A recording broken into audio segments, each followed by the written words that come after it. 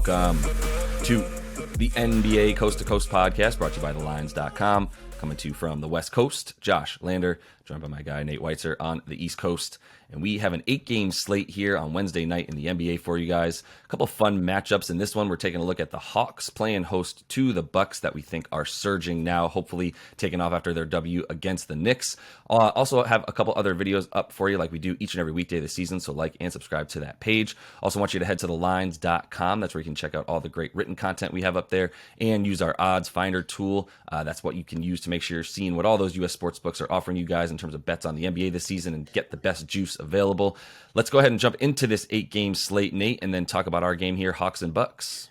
Yeah, it opens with the Wolves -7 at the Pistons, who are on a back-to-back. Just got crushed by the Sixers for the second time in a row. The other game we break down, Bulls are up to -1.5 at Washington. DeMar DeRozan's questionable, so the lines stayed pretty close, but it's still gaining some steam. Chicago is at Washington there. Pels are +10 at Boston. Big spread, but you know Boston can catch fire at home, so we'll see what happens there. Pacers +5 at the Knickerbockers, trying to bounce back from a loss to these Bucks, who are -2.5 at Atlanta. The total is 236, and haven't seen any movement in either direction there.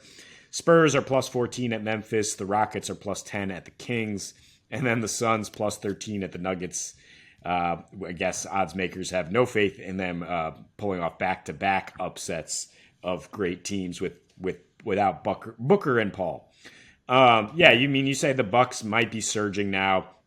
I think they'll at least have a little bit of momentum after coming back to beat the Knicks. I believe they were down 20 in the third quarter, and they just locked up, came back, almost got over the total, but not quite. They're still dead freaking last in offensive rating on the road, but they're also top 3 in defensive rating on the road.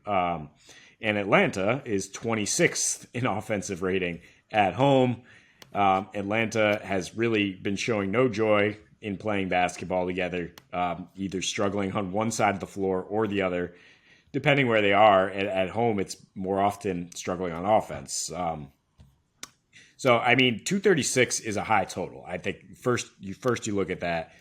And Atlanta does, sometimes let things get carried away by playing zero defense, but they've come to play in these matchups at least a little bit recently, winning the last 2 with no Drew Holiday in one of those games. The Bucks have started slow in both of the last 2 seasons, and I think now that they get the 4th meeting, this is already the final meeting with the Hawks of the season. I do think that they come with something a little bit more down the stretch. That last meeting in Atlanta, they only had 18 points in the fourth quarter. They've been struggling to score down the stretch, but I know you're going to talk about Joe Ingles being a guy to unlock that, and he was really key in that comeback against the Knicks. Also, you saw Drew and Brook Lopez step up hitting clutch shots, and for the first time in a while, they didn't need a superhuman Giannis performance to pull out a win. So, that's a good sign. It's great for Giannis's MVP campaign when he puts up 45 and 20 all the time, but it's not great for wins. The Bucks had lost 6 of 7 with Giannis averaging his wilt numbers. And now they're starting to play a little better as a team. So they have a 1-day rest disadvantage here. The Hawks been off for one more day as they come back home, but 7-3 straight up with a rest disadvantage. The Bucks. It's more about getting rhythm for them. It seems they're actually 4-0 on back-to-backs. This is not a back-to-back situation, but really, it's just getting Drew back in the flow of things. He's missed so many games with that non-COVID illness. You love to see him hit back-to-back step-back threes, and of course, in a matchup with Trey and DeJounte Murray, you're going to love to have him out there hounding them. So I worry that about the offenses for both teams. I think the under and the Bucks winning are equally appealing here. And maybe you take a parlay between the two, but I also have faith in the Bucks, much more faith than I do in the Hawks, who continue to struggle with chemistry issues and to have Trae Young's name floated in potential trades either this year or next, and just trying to figure out what the big issue is in terms of them not being able to get back to being a consistent team. Yeah, and it's gonna sound weird, but I mean, me talking about Joe Ingles is through the lens of like they need him. They need someone with his skill set. They need a 6'7", 6'8",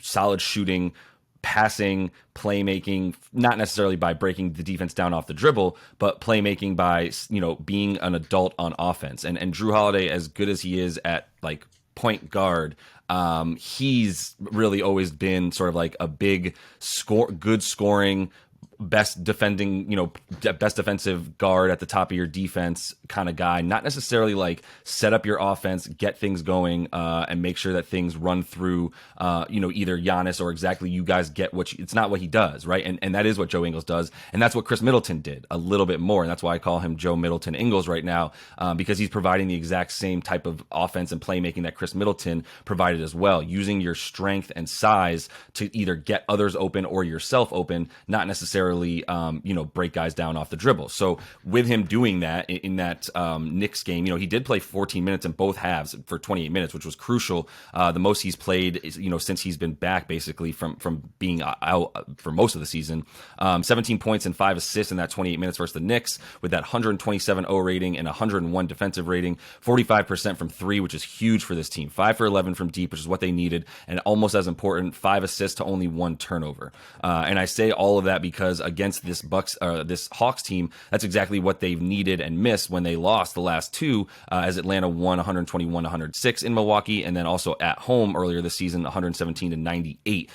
What you noticed that I just said there is on the road, the Bucks scored 106 and 98 points against this team. One of those was no Drew and Chris, and one of those was just no Chris Middleton. And in that game without Chris Middleton, but with Drew Holiday, Drew had like 8 turnovers, and the team had like 18 turnovers, which led to 20 points for Atlanta off of those turnovers.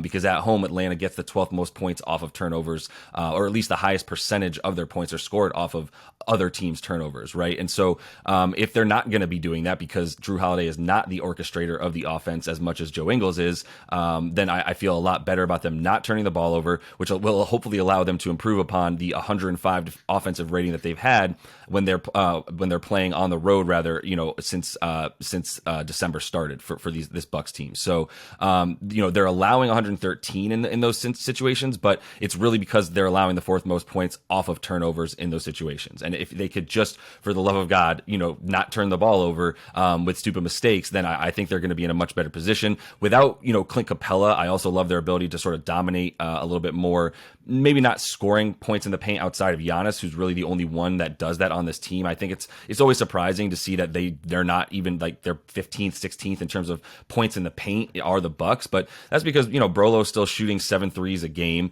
and really everybody outside of Drew, who has not been attacking enough, and it hasn't really been himself on offense pretty much the whole season. He's also not getting to the rim. That's the only other guy besides Giannis that really scores down low and in that painted area. So without him doing that as well, we lean under here. The other thing is obviously Capella's out, which means this defense is much worse for the Hawks. They're up to about 118 defensive rating without him this season, as opposed to the 112, 113 that they have with him in. So, that's in like 13 games that they've played without him. That's clear that their D rating goes up pretty high at that point. So I do like some opportunity for Brolo to get boards, as I'll talk about in the player props video, and that's in part because I do think it might be a little bit choppier. I don't know that the Bucks, I told you after that game against the Knicks, needed some pretty crazy shots, not crazy, but those step back wing threes from Drew. He had 2 threes and a 2-pointer because his foot was on the line from the exact same spot stepping back. Needed all those to bail him out. Also needed a Brolo deep corner 3 to bail them out. So their offense was anything but fluid. I don't expect it to just fully turn around. I just expect Joe Ingles to play close to 30 minutes, if at least,